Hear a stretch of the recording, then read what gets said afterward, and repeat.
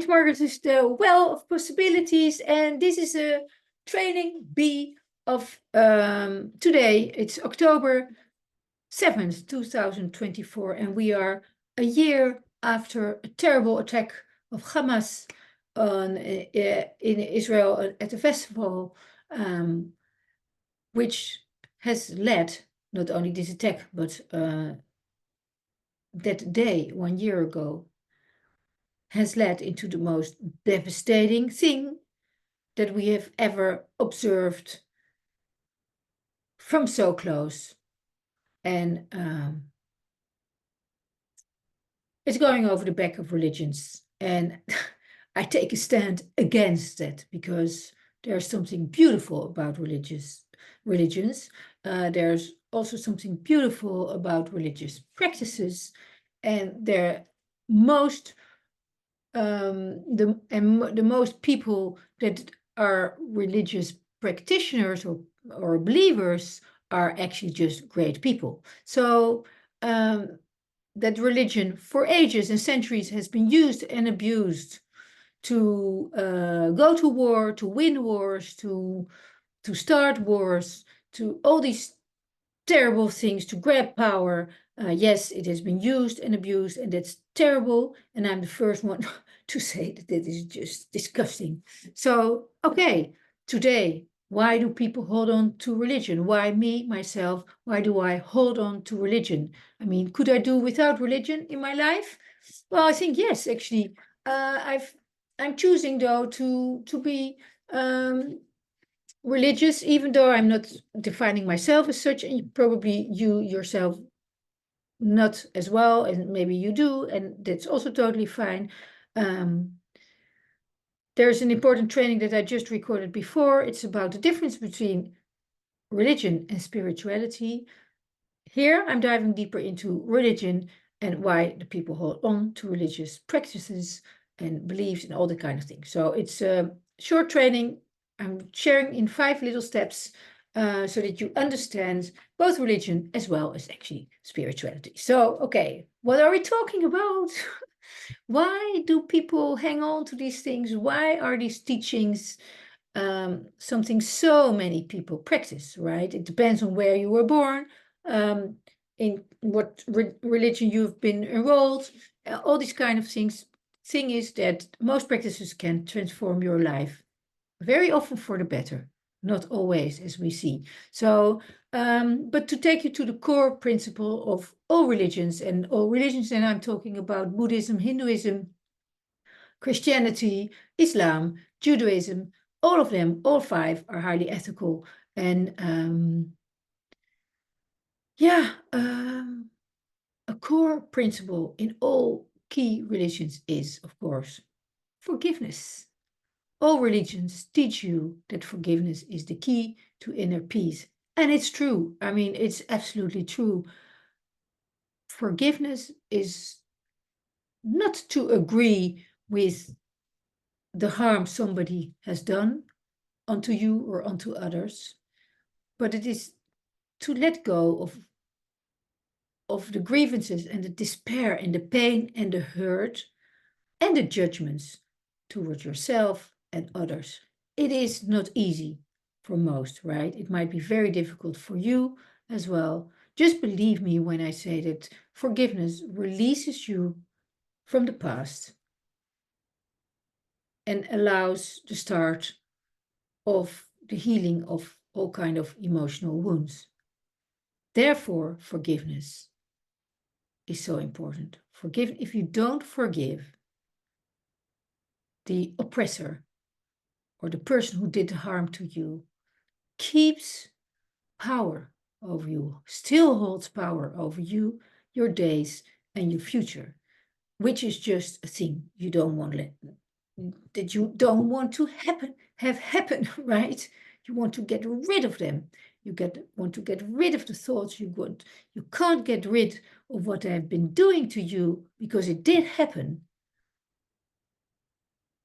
But you get to learn to let go and to release. And there are ways to do that. And forgiveness is basically the core principle that can heal you and release you from that past, as I just said. So another important concept within all religions, and of course closely linked to spirituality as well, are texts. In religions, we're talking about holy texts, or they have been defined holy. They are considered the word of God, written by, of course, humans like you and me. But maybe they were very wise, but maybe they were just like you and me. But they have been defined sacred texts because their wisdom is so accurate, so relatable, so true. And all of them, they actually distinguish between seeing the world with love or seeing the world with fear. So, the one thing, seeing the world with love, with a loving, caring heart and mind and soul, is seen as the true perception. Seeing with fear, coming from insecurity, coming from major doubt, is considered a false perception. It's very important because perception and reality are interlinked, and it is very important to practice shifting your perception from fear-based thoughts to love-based thoughts. Why? Because it simply will change your whole experience of reality. And a third concept that is very important within every religion is this ego. The ego is the part of you that's the fighter, basically. Sometimes it's good, yeah, but the one who had to survive. And all the religious books, all the stories, all the storytelling and the narratives and the legends are examples of human beings like you and me, in their struggle with their ego as being the source of their fear and their separation and their anger and their war making, while the true self is the one connected to love, to community, to family, to unity. So the ego versus the true self is a key concept throughout all religions. And yeah, how can you go? How can you go around this? Even if you're not up to date or not familiar with religious texts and all that kind of things, you can start recognizing within yourself when the ego is driving your thoughts. So when are you afraid, or are you not doing something because you're fearful, or do you have certain fear-mongering thoughts, or are you very susceptible for fear-mongering talks from, I don't know, political leaders, that kind of thing. So identify with your true self. What is the positive way? What is the true perception? How can you look with love? How can you look with care? How can you look more open-minded, more excited, more curious about what is possible, instead of having most of your reality perceived through the lens of fear? And then a fourth concept in all religions is the thing that the impossible turns possible, or the invisible turns invisible, and the invisible turns visible, and there are miracles. Miracles is a big word. It's perceived as a religious word, but I think there are miracles everywhere. Where even, well, of course, the sole fact that we are born and that we are suddenly here, first as a baby and now as a younger person or as an adult, I mean, it's a miracle all in by itself.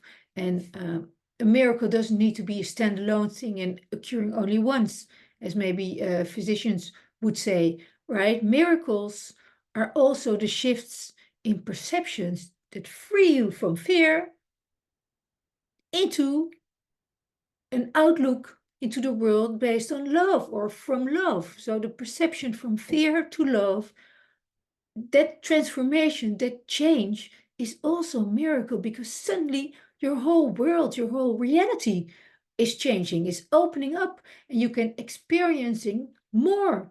You can experience more miracles, more beautiful things that before you didn't.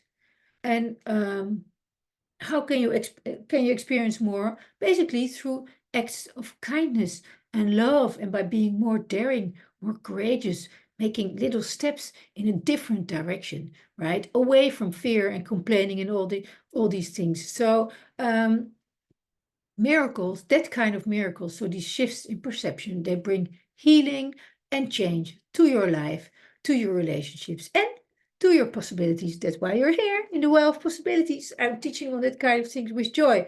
Yeah, so these four things that I mentioned, you know, the forgiveness, the perception change, how perception and reality are so closely linked, the ego versus the true self, the miracles, the impossible becoming possible, the invisible becoming visible. It is there for you to integrate into your life. Those are principles that you can look for, that you can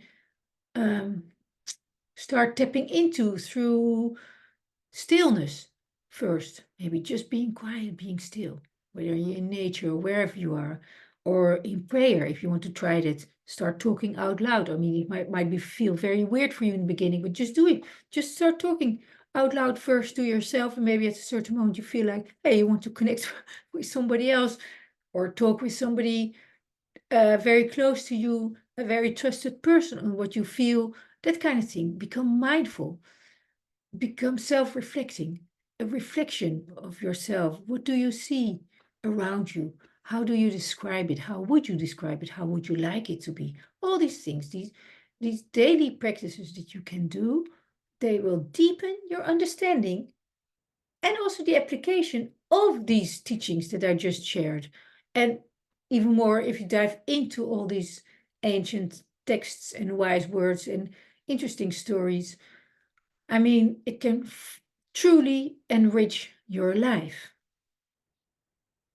Compassion, forgiveness, love, empathy, kindness, goodness, all the good stuff in life are taught also within religion. It is just that,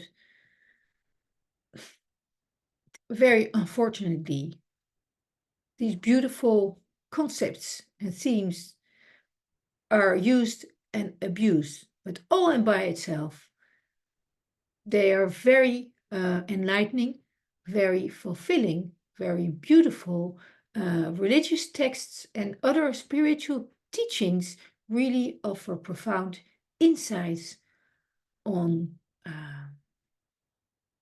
how to live life with joy, whether you're rich or poor, left or right, from the east or from the west, from the north or from the south, from the center, whomever you are, wherever you are born, wherever you are coming from.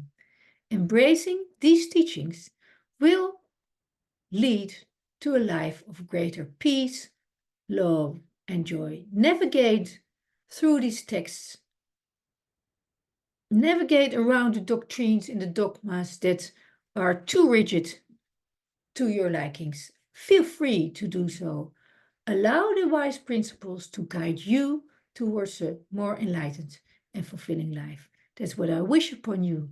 It's possible for you, and start practicing forgiveness as of today. Choose love over fear. You will open up yourself to miracles, possibilities, true inner peace, and actually I would also like to say liberation, because peace is great, but liberation is what you need and what everybody needs, right? Peace is not enough. Liberation, to be free, that is who you are. Have a great week. Start applying, and I hope to see you next week. Bye.